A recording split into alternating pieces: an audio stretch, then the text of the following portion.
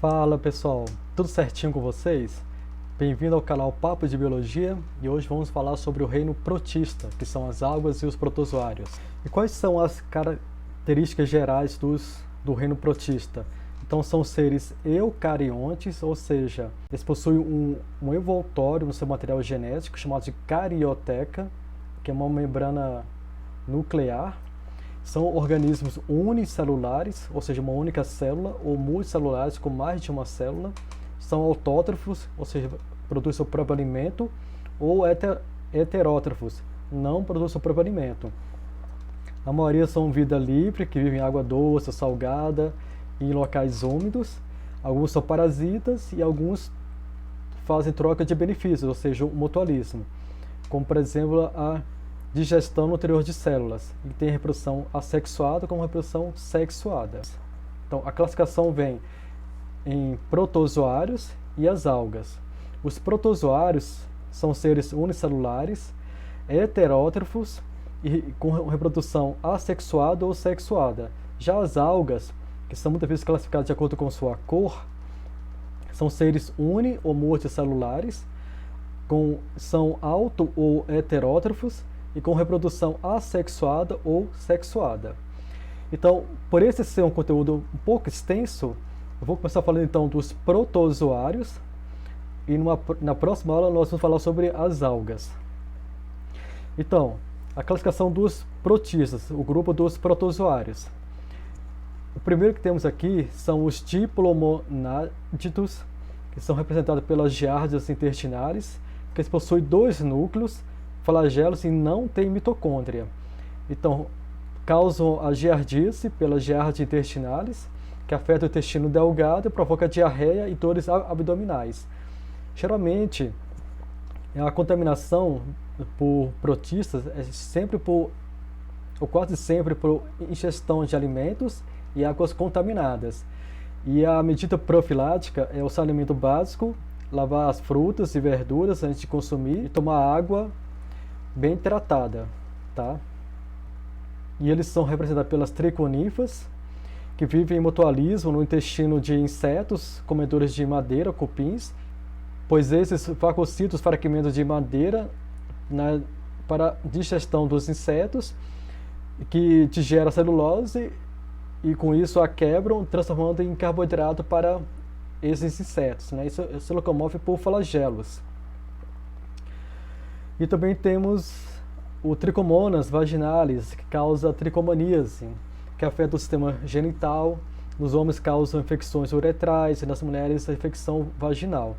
É feito pelo contato sexual ou por uso de sanitários, banheiros, ou banheiras no caso, e toalhas contaminadas. Temos também os amebozoários, que são as amebas, que são encontrados em água doce, solos úmidos e mares.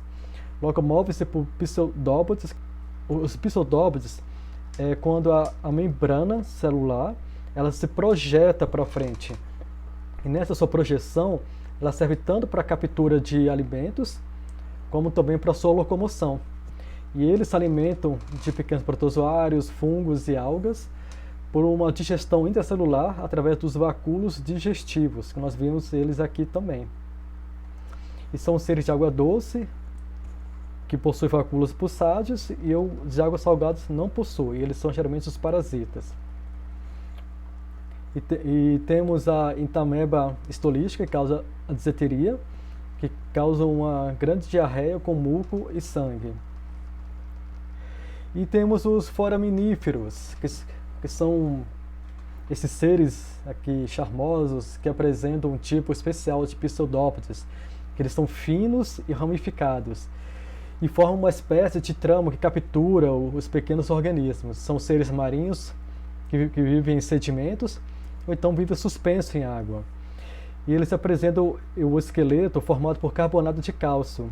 Daí que tem amplo registro fóssil, e também são indicadores de locais com ocorrência de petróleo, e também serve para avaliar os dados climáticos corridos lá atrás.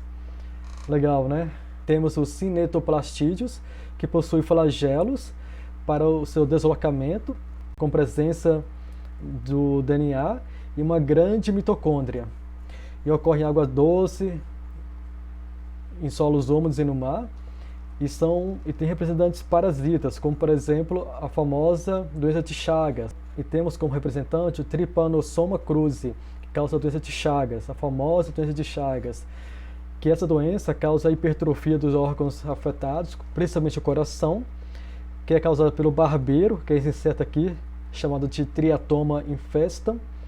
E a medida profilática é fazer o controle da proliferação do barbeiro, o cuidado com a transfusão de sangue e a higienização de plantas usadas como suco, como por exemplo o açaí e a cana-de-açúcar.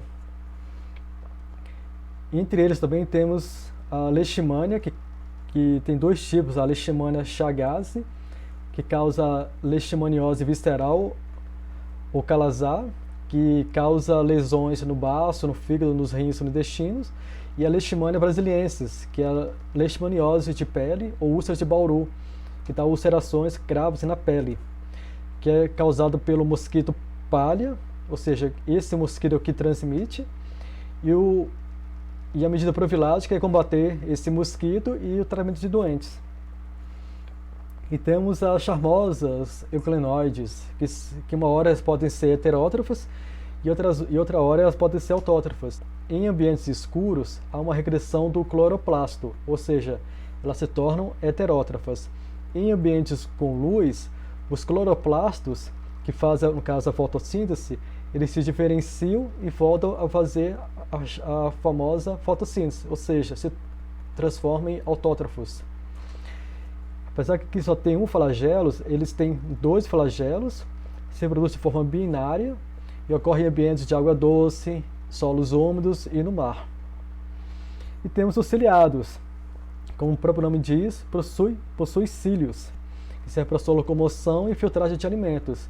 Ocorre em água doce, no mar, em ambientes úmidos, e a maior diversidade de espécies é nesse grupo. Eles são predadores, fitófagos, parasitas e filtradores de partículas. Como exemplos, temos o Paladitium coli, que causa balandidiose, que são lesões no intestino grosso, que causa diarreias com sangue nas fezes e semelhança a uma diarreia amebiana. Deve ser horrível ter isso. Tá? E é causado pela ingestão de alimentos ou água contaminadas. E temos os abicomplexos, que são os esporozoários, que são parasitas sem estrutura de locomoção, por isso que são esporozoários, e tem o complexo apical, que para penetração e fixação na célula do hospedeiro, que causa a malária, pelo gênero dos plasmódios, que causa acessos febris cíclicos. A transmissão é pela picada da fêmea do mosquito Anopheles, que é o Carapanã, que é esse mosquito aqui. A medida profilática é a eliminação do criador do mosquito, que são águas acumuladas, o combate do mosquito usando inseticida ou larvicida, a proteção de portas e janelas com tela, e o uso de repelentes, principalmente ao amanhecer e ao entardecer, que é quando ele é mais ativo. Então, por enquanto, muito obrigado, dá um joinha, segue o canal, deixe seus comentários e até a próxima aula.